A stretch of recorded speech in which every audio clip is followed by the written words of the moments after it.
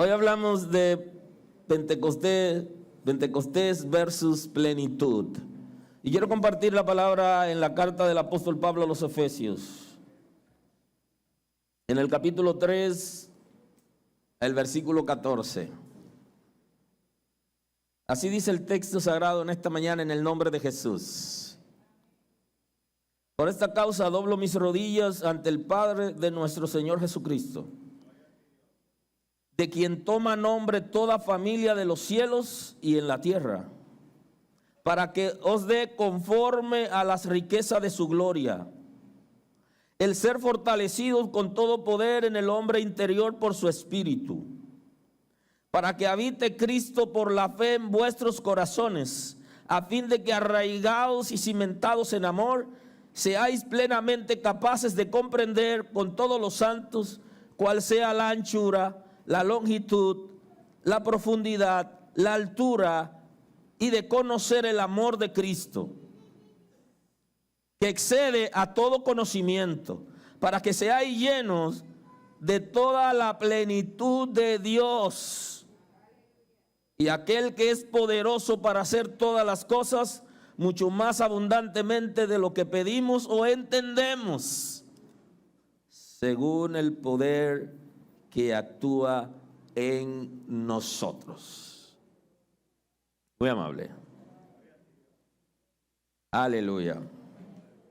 Así que hoy hablamos en la serie de predicación de la obra del Espíritu Santo en el Nuevo Pacto. Hablamos de Pentecostés versus plenitud. Ya hemos introducido esta predicación la semana anterior acerca del concepto de Pentecostés. Vamos a ver en esta serie varias entregas con relación al concepto. Y hoy hablamos de Pentecostés versus plenitud porque el Pentecostés es una manifestación que lleva al ser humano, que lleva a la iglesia a la plenitud.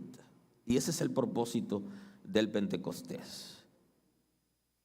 Se considera el momentum cuando el Espíritu Santo recibe el gobierno de la iglesia para llevarla a su plenitud. Así percibimos el Pentecostés, un momentum en que el Espíritu Santo tomó el gobierno de la iglesia, que había sido establecido en Cristo, el gobierno de la iglesia, y que el mismo Cristo dice que va a pasar ese gobierno al Espíritu Santo, a quien él le llama otro consolador, alguien que iba a preparar para agradar a Dios, para perfeccionar. Y entonces esa manifestación del Pentecostés no es más que el momentum donde el Espíritu Santo recibe el gobierno de la iglesia. En ese momento se le entrega el gobierno de la iglesia al Espíritu Santo. Y el Espíritu Santo va a llevar esa iglesia a la plenitud. ¿Qué iglesia? El concepto de iglesia es pueblo de Dios, es cuerpo de Cristo, es aquellos que están sujetos a Cristo y que han sido sacados del mundo, del montón, por medio del arrepentimiento y de la transformación, o el concepto conversión, que también veremos en esta serie. El momento en que una manifestación visible provoca el inicio de una revolución espiritual, moral, de transición religiosa. El Pentecostés es ese momento interesante en que inicia una transición religiosa en el mundo, porque el mundo conocía el judaísmo solamente, y Cristo había predicado en función de la base que tenían los judíos acerca del conocimiento de Dios por medio del judaísmo. Y entonces cuando el Espíritu Santo toma el control, el gobierno debe transicionar a esos judíos de la religión hacia la gracia. Una gracia que ellos no asimilaron, ni siquiera los mismos apóstoles, no hablo de los discípulos en términos general, sino los mismos apóstoles del Cordero, no asimilaron en un principio y tuvieron que ser transicionados por el Espíritu Santo de la religión a la gracia, porque ellos enseñaban el evangelio de salvación no a partir de la gracia, sino a partir del judaísmo. De ahí es que los gentiles no estaban en la cabeza de ellos, de que podían ser salvos. Y hablo de los gentiles, todos aquellos que no son descendientes de Abraham, en Isaac y Jacob. Si es descendiente de Abraham, no a través de Isaac y Jacob se convierte en gentil automáticamente. Y todos los descendientes de los habitantes del mundo somos considerados gentiles. O la mezcla entre judíos y no judíos también son gentiles. Y entonces ellos estaban enseñando una mezcla de judaísmo con cristianismo, que no era la visión de la gracia de Dios que trae salvación por la obra de Cristo. Entonces el Espíritu Santo, en su manifestación, que se conoce esa manifestación, el momentum, como el Pentecostés, en ese momento se produce una manifestación visible que provoca el inicio de una revolución espiritual en el mundo y el inicio de la transición de la religión a la gracia de Dios, en la que el mismo Pedro, para poder llevar la palabra a los gentiles, tuvo que ser confrontado por el Espíritu de Dios, que mediante una revelación, el mismo Espíritu de Dios le dice que no llame inmundo lo que él había santificado. Y usted dice, pero a Pedro, y Pedro no era uno de los apóstoles del Cordero, que fue discípulo como la multitud, pero que fue uno de los elegidos como apóstoles del Cordero, unos de los 12. ¿Y cómo es posible? Sí, porque Pedro necesitaba transicionar de la religión a la gracia. Y entonces, con el Espíritu Santo, con su obra, con su manifestación, se inicia ese proceso, que luego es completado en Pedro, no inmediatamente, porque es toda una transición que tuvo que hacer Pedro para poder entender el concepto de la gracia. Y es una transición que produce revolución, porque el Espíritu Santo, a partir de su llegada y tomar el control y el gobierno de la iglesia, produjo una revolución. no solamente entre los judíos, sino también entre los gentiles. Y todavía hoy la obra del Espíritu Santo está produciendo transformación, está produciendo cambios, porque ese momento trajo una transición moral también, porque la religión tiene la facilidad de camuflajearse y no establece diferencia entre los principios, la moral y el concepto religioso. Y entonces se va a escudar tras la religión para hacer cosas, decir cosas, su conducta, su comportamiento, no necesariamente va a ser conforme a los principios del reino. Y entonces ese trabajo vino a hacerlo el Espíritu Santo a partir del Pentecostés, que es el momento cuando toma el dominio, el gobierno, el control de la iglesia. Y hablamos de plenitud justamente por eso, porque el Espíritu Santo es que va a llevarnos a la plenitud. Y ese concepto es abundancia, es totalidad, es pleno, es integridad, es apogeo. Por eso, cuando se habla de la plenitud de Dios, de la plenitud del Espíritu Santo, está hablando de una persona que espiritualmente no tiene precariedad, tiene abundancia espiritualmente. La totalidad de su ser le pertenece a Dios, no solamente una área.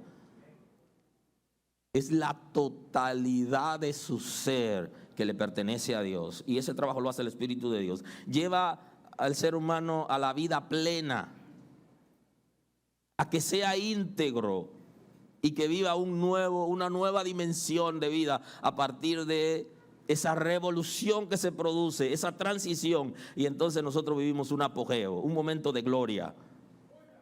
Y eso pasa también con la iglesia como institución. La plenitud nos lleva al fruto del Espíritu. Cuando tenemos una vida guiada por el Espíritu de Dios, gobernada por el Espíritu de Dios, nos lleva al fruto del Espíritu.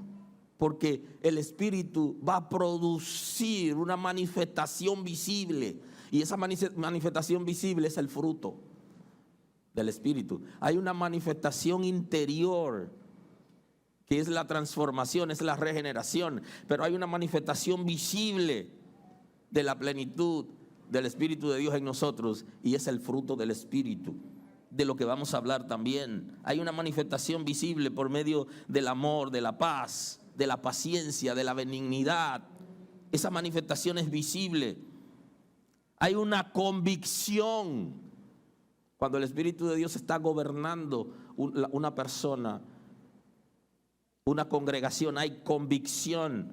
De ahí que una de la obra que hace el infierno en las congregaciones es justamente para que la gente no tenga la convicción y la certeza, y trata de robar la palabra.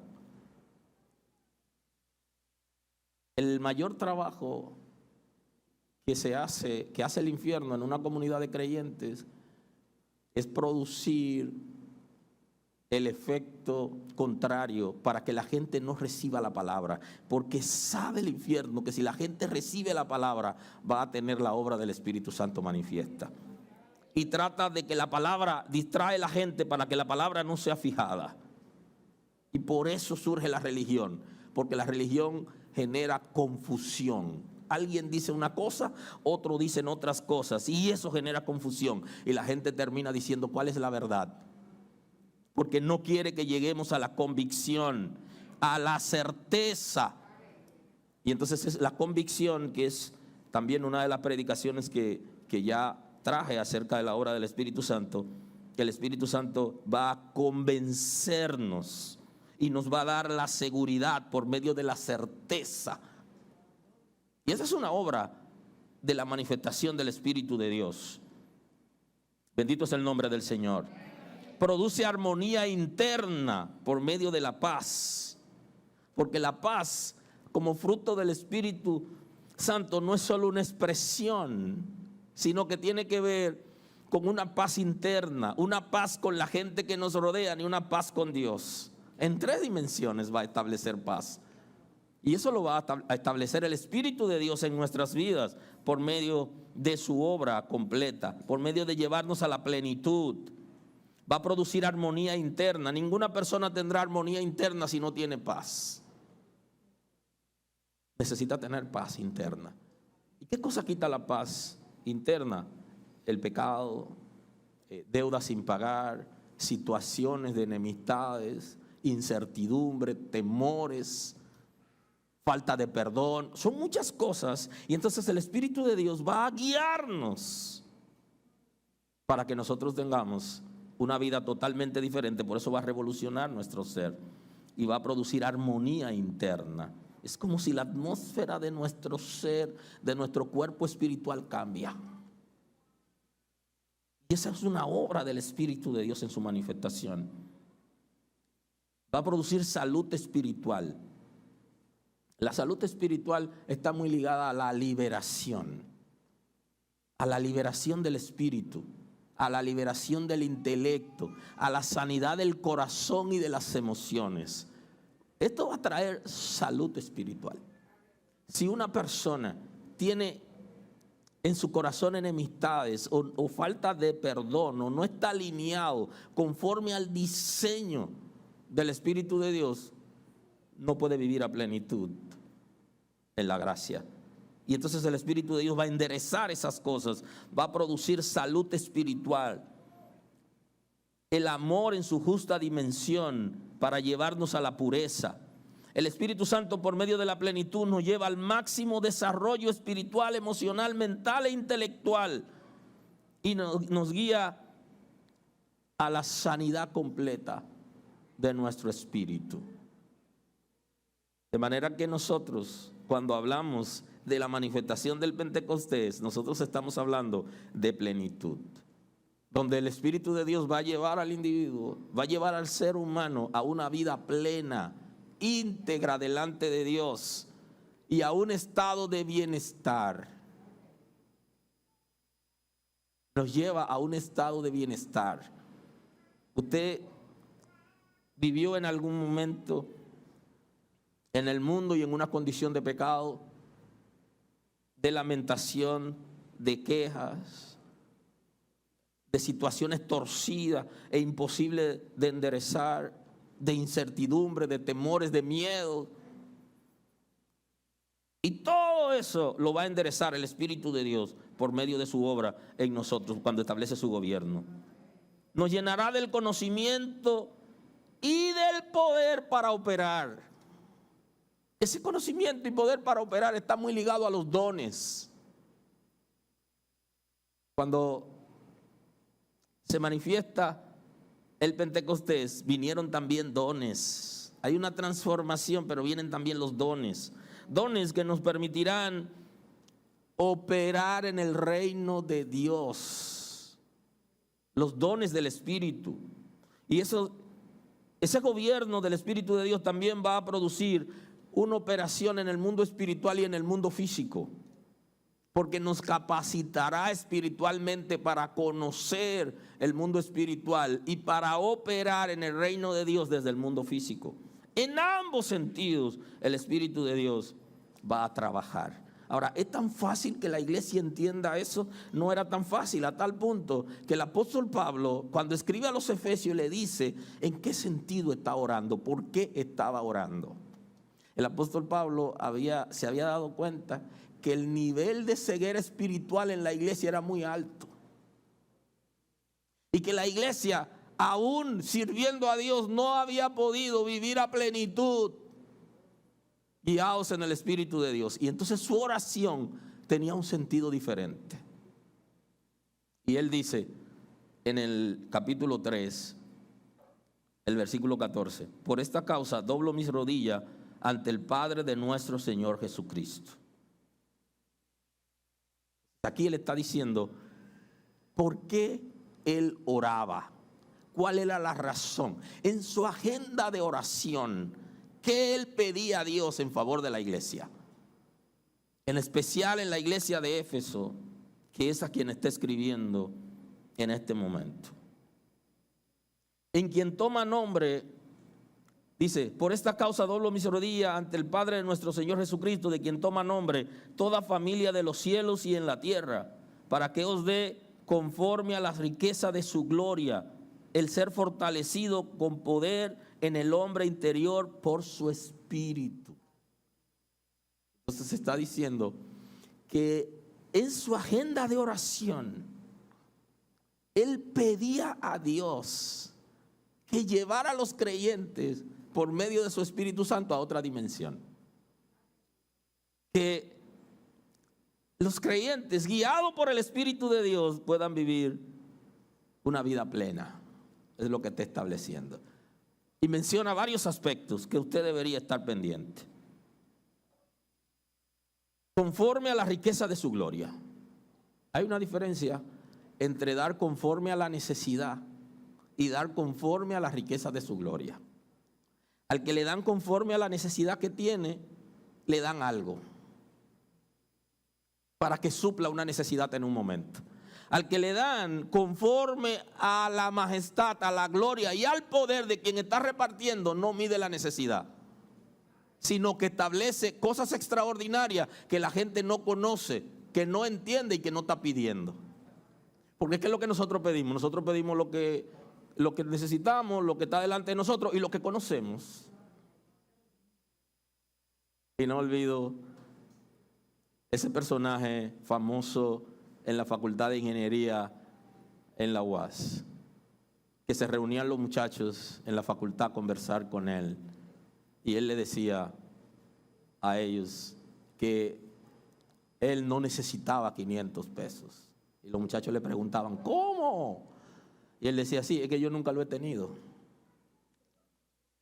Y lo que yo no tengo, yo no lo necesito. Y se quedaban reflexionando.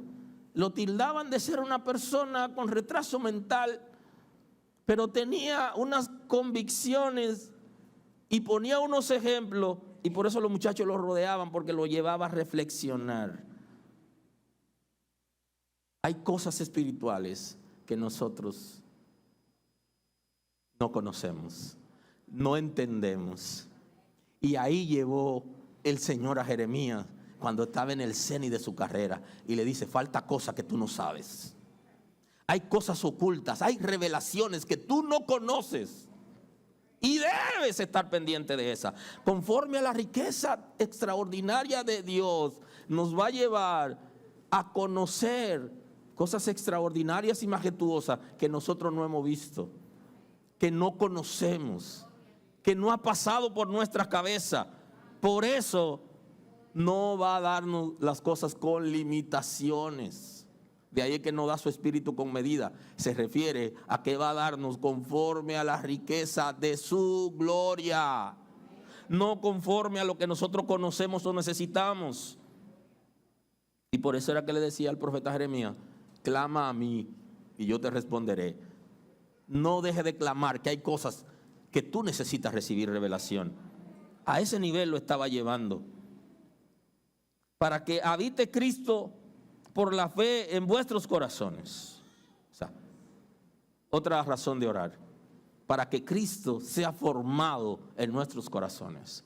Y corazón ahí, en la traducción, es espíritu. Que sea Cristo formado en sus espíritus. Que Cristo nazca en ustedes, está diciendo.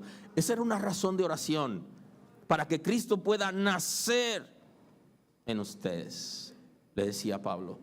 O sea que en la iglesia hay gente que Cristo no ha nacido en ellos. Lo que pasa es que ellos están celebrando la Navidad. Hay gente que todavía está celebrando la natividad de Cristo, pero la natividad de Cristo en el mundo, pero no en su corazón. Y entonces el apóstol está orando para que ellos le abrieran el corazón para que Cristo entrara.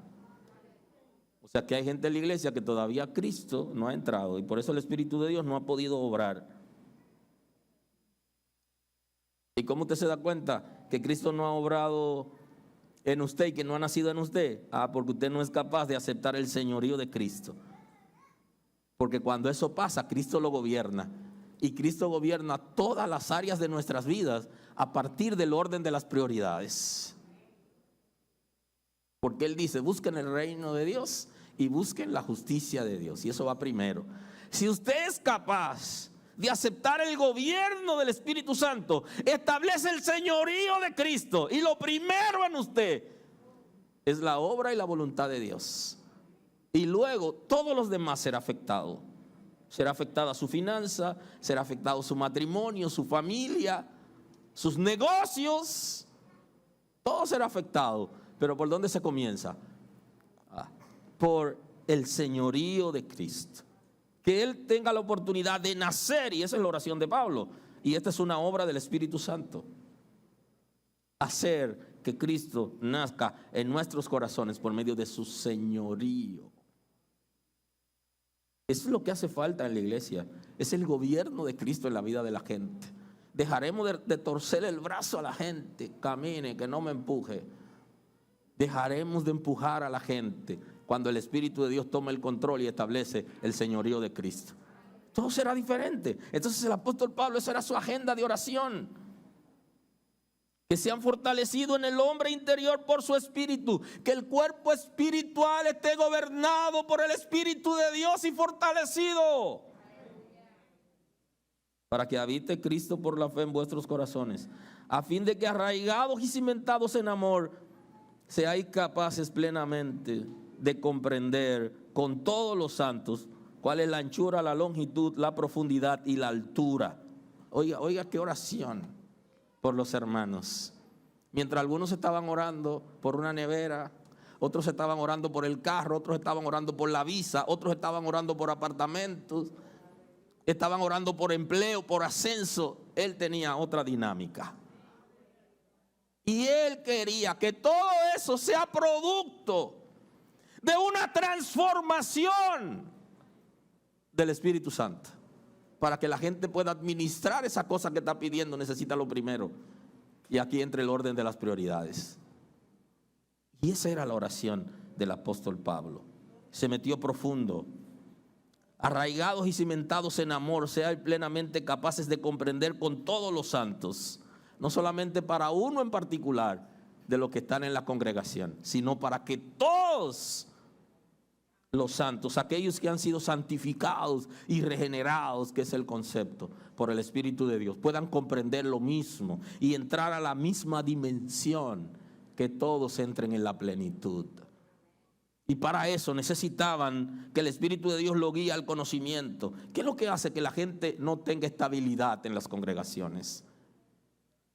Es el conocimiento de Dios. Es que ese conocimiento sea fijado. Es el señorío de Cristo, es la obediencia a la palabra de Dios. Y entonces Él está pidiendo en oración para que esas cosas pasen. Para que habite Cristo por la fe. A fin de que arraigados y cimentados en amor, para que estemos arraigados y cimentados. Para que el fundamento esté sobre Cristo. El texto lo está diciendo claro. Pongan los ojos en Jesús. Puestos los ojos en Jesús, que es el autor y el consumador de la fe. Él ha creado la fe y Él la sustenta. Pongan sus ojos en Jesús. Y solamente esa obra la puede hacer el Espíritu de Dios. Y lo hace a partir de su manifestación en el Pentecostés. Si estamos arraigados y cimentados, entonces, ¿qué? Va a venir la tempestad, va a venir la lluvia, va a venir todo, pero nuestro fundamento está sobre la roca. Arraigados y cimentados, raíces y cimientos en Cristo. Y esa era parte de la oración del apóstol Pablo. Con un propósito. Para que esos cimientos estén sobre Cristo, que es el amor, y seamos plenamente capaces de comprender con todos los santos la anchura, la longitud, la profundidad, la altura, y conocer el amor de Cristo que excede a todo conocimiento. Aquí deberíamos dar el chance para que un ingeniero nos ayude a entender los conceptos que el apóstol Pablo está trayendo en el Espíritu Santo. Y él se refiere para referirse a la plenitud de Dios, utiliza términos que conocemos humanamente y habla de la anchura, que es la dimensión vertical limitada por los laterales. La anchura que viene establecida por los límites, hasta dónde llega. Y ya los agrimensores nos ayudan con eso, ¿verdad? Las medidas de los terrenos, hasta dónde llega tu terreno, cuáles son los límites. ¿Okay? Y el apóstol Pablo nos habla en términos espirituales, nos habla de la longitud, la extensión en línea recta. ¿Cuál es la extensión en línea recta? La profundidad, el punto más alto en la entrada y el borde. Desde abajo hasta arriba, ¿cuál es el punto más alto? Nos habla de la profundidad, nos habla de la altura, la dimensión vertical en posición normal. Eso nos habla el apóstol. Nos metió en términos no comunes para nosotros analizarlo, porque se refiere a conocer a Dios a su plenitud. Todo lo que es Dios en esencia y lo que el Espíritu de Dios es capaz de hacer en nosotros. Por eso oraba Pablo. Para que sean llenos del Espíritu de Dios. ¿Pero a qué nivel? Al nivel de conocimiento, de obediencia, de señorío de Cristo, de convicción, de fe, de confianza. Que sean capaces de resistir los embates de la vida. Esa es la obra del Espíritu de Dios. Hace que la gente resista cuando venga el vendaval. Porque está arraigado y está cimentado en Cristo. Y nadie lo tumba. Nada ni nadie. Ni el infierno, ni el pecado, ni sus distracciones, ni sus deseos, ni sus pasiones. Nada lo tumba. Porque está sobre la roca. Y esta es una obra del Espíritu de Dios. No, el Espíritu de Dios no solo viene para impartir dones, sino que antes de los dones nos establece, nos transforma y nos gobierna. Bendito es el nombre de Dios. Y entonces podremos comprender todas las dimensiones que existen en términos espirituales y físicos. De conocer el amor de Cristo que excede todo conocimiento. Oiga, ¿por qué oraba? Para que logren conocer el amor de Cristo que está por encima de todo conocimiento. Del conocimiento de ciencia, del conocimiento de gobierno, de la política, de conocimiento empresarial, de dirección. El conocimiento de Cristo sobrepasa, por medio de su amor, todo conocimiento terrenal. ¿Y en qué nos involucramos nosotros? En lo terrenal. Cómo conseguir riquezas, cómo establecernos en el mercado, cómo sobrevivir en medio de la crisis. Y alguien ha dicho que eso es malo. No lo es, pero eso no es lo principal. Y esa es la obra del Espíritu de Dios, llevarnos a las prioridades, al orden de las prioridades del reino de Dios. Y eso solo se va a observar en aquellos donde el Espíritu de Dios está gobernando. Dios está primero. Crían hijos nacidos dentro de la iglesia y los crían impíos, sin prioridades en el Espíritu de Dios y en la gracia y en la formación. Aleluya. No lo forman en la palabra, no lo llevan a la iglesia, no lo educan, se lo sueltan a maestros que no conocen a Dios y a influencias espirituales. No lo disciplinan, los hijos lo gobiernan a ellos. Y hacen lo que los hijos quieren. Y no son capaces de tocarlos. Inclusive se dejan manipular por sus hijos. Por eso los franceses dicen tal per tal fil, tal hijo tal padre. ¿Quién es el padre? Obsérvalo. Entonces el Espíritu de Dios va a venir a trabajar, a establecer gobierno. Y eso es lo que hace falta, y por eso es que Pablo está orando por la iglesia, pero no está orando como oramos la mayoría de nosotros, por intereses particulares, sino está orando para que la iglesia se meta a profundidad y que el Espíritu de Dios le abra los cielos y que podemos entrar en dimensiones superiores, que eso tiene que ver con la plenitud. La longitud, la profundidad, la altura, y de conocer el amor de Cristo que excede todo conocimiento terrenal y de ciencia, para que seáis llenos de la plenitud de Dios, para que la iglesia experimente la llenura de la plenitud de Dios. Y ese es el concepto que utiliza la Escritura para referirse a la llenura del Espíritu Santo. Porque la gente habla de la llenura del Espíritu Santo como si fuera algo momentáneo que ocurre en una persona. No, es la plenitud de Dios que va a habitar en esa persona. Y lo tiene lleno siempre. Porque en el antiguo pacto era que venía en momento determinado. Aquí es permanente. ¿Alguien está aquí hoy? Aquí es permanente. No es momentáneo para una acción. No. Es vivir a plenitud.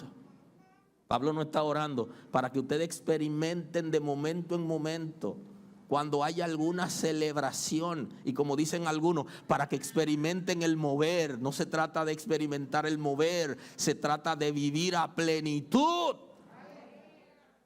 una vida, que esa vida trae un mover hacia la gente. Lo que pasa es que hemos comenzado al revés. Excede todo conocimiento para que sea lleno de toda la plenitud de Dios. Y ese es el concepto de hablar. Está lleno del Espíritu Santo. Está lleno de la plenitud de Dios. Y ese concepto, resumirlo, me tomaría varias entregas para resumir el concepto lleno del Espíritu de Dios. Y el apóstol Pablo está pidiendo que entremos en esa dimensión. Aquel que es poderoso para hacer todas las cosas mucho más abundante de lo que pedimos o entendemos. Y vuelve de nuevo con el concepto. Aquel que es poderoso para llevarnos a una dimensión superior a lo que hemos entendido, a lo que hemos experimentado o lo que hemos visto. Esa es la obra que va a hacer el Espíritu de Dios en los creyentes por medio de establecer su gobierno. Es poderoso para hacer todas las cosas, todas, mucho más abundante de lo que pedimos o entendemos. Por eso es que está llamando a Jeremías a la intimidad. Y le dice, métete conmigo, que hay cosas que todavía tú no conoces, que tú no sabes. Aleluya. Necesitas revelación. Claro, algunos ya creemos que estamos en un nivel superior y que lo conocemos todo. El Espíritu de Dios tiene más. Y hay áreas que todavía no la hemos entregado totalmente. Y Él quiere tomar esas áreas primero. Y quiere gobernarte. Y esta es una predicación rara. Porque aquí lo que le estamos diciendo a la gente hoy, deja que el Espíritu Santo te gobierne. Y ya no te gobiernes tú. Aleluya. Alguien te quiere gobernar. Y entonces Juan el Bautista dice, es necesario que yo mengüe para que Él crezca. La gente hoy está diciendo más de ti, menos de Dios. La Escritura dice más de Dios, menos de ti. Ahora nos están enseñando que podemos lograrlo con nuestra fuerza, con nuestro conocimiento, que podemos lograr muchas cosas. La Escritura eso no es lo que dice. Cuando el Espíritu de Dios tome el gobierno de tu vida, las cosas serán diferentes. Lo que hace falta en la iglesia es más gobierno del Espíritu Santo entre la gente. Es que más personas se rindan al Espíritu Santo y que todos estemos rendidos con propósito. Aquel que es poderoso para hacer todas las cosas mucho más abundante de lo que pedimos o entendemos. Si eres capaz de grabar esa palabra y vivir en ella, tu vida será diferente. Porque te permitirá un arrepentimiento apropiado en el día de hoy. Porque eso es lo que va a producir la palabra. Un arrepentimiento apropiado. Y después que te arrepientes apropiadamente, entonces coge la promesa. Pero hoy predicamos la promesa primero. Y arrebátalo, agárralo. Hoy lo que el Espíritu de Dios quiere es que te deje gobernar por Él. Para que esas promesas que están en la Escritura sean efectivas. Porque hay un orden en las prioridades que tú tienes que establecer para que el Espíritu de Dios tome el control. Y luego vendrán cosas, pero se añadirán y te perseguirán. Pero si te pone a perseguirla a ella, entonces te distrae del principio. Es más que lo que pedimos y entendemos. Así que cuando usted está pidiendo que el Espíritu Santo lo llene, usted no tiene ni idea de lo que usted está pidiendo. Usted lo que le está diciendo al Espíritu de Dios: gobierna mi vida y llévame a la plenitud de Dios. Pero usted no está pidiendo eso conscientemente. Usted lo que está pidiendo conscientemente es que le permita a usted tener alguna experiencia momentánea, que cuando la gente lo vea, diga: está lleno del Espíritu Santo. Pero el concepto es diferente. El concepto es primero gobierno y luego manifestación. Primero transformación y luego manifestación. Si la manifestación se hace primero, se llama espiritismo, porque es al revés. El impío se manifiesta, el impío ministra, el impío toca a la gente. Eso es espiritismo. El impío adivina, y Dios prohibió la adivinación porque hay espíritus que son certeros diciendo cosas. Y entonces estamos comenzando al revés. Yo quiero eso, pero ¿qué es lo que tú quieres? Es gobierno lo que te está ofreciendo. Que el gobierno de Dios se establezca en tu vida. Que la obediencia sea tu estandarte. Y luego entonces, eso es añadidura. Bendito es el nombre de Dios. Por eso terminamos imitando y no viviendo. El que imita hace lo que otros están haciendo, pero no vive para que eso se produzca dentro de ellos. Por eso es que alguien dice: dame de ese poder a mí. ¿Por qué fue que pidió ese poder? ¿Por qué él no pidió gobierno? ¿Por qué no pidió arrepentimiento? ¿Por qué no pidió transformación? No, porque él veía todo monetariamente. Si yo tuviera ese poder, yo tuviera una capacidad económica para resolver cosas. Aleluya. Si yo tuviera esa gente, yo tuviera poder económico para resolver cosas. Y ese no es el principio. Aleluya. Aleluya. Y entonces el principio es otro, el que Pablo está trayendo. Según el poder que actúa en nosotros. ¿Y cuál es el poder que actúa en nosotros que nos va a llevar a plenitud en el conocimiento y en la obediencia en el señorío de Cristo? Es el Espíritu de Dios. ¿Cuál es el poder que actúa en usted? ¿Cuál es? Aleluya. ¿Cuál es el poder que actúa en Cristo para resucitarlo de los muertos? El Espíritu de Dios, que actuó en él e hizo la operación de levantarlo por medio de la resurrección.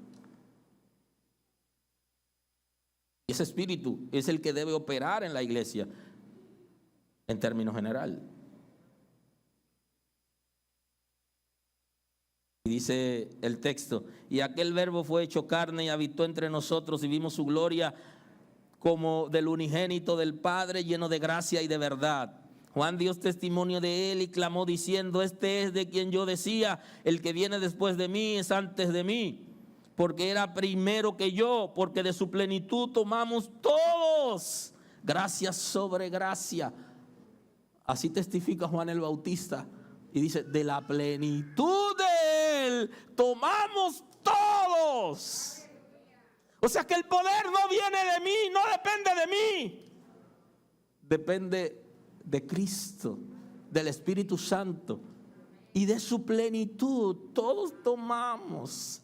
Y se manifiesta gracia sobre gracia.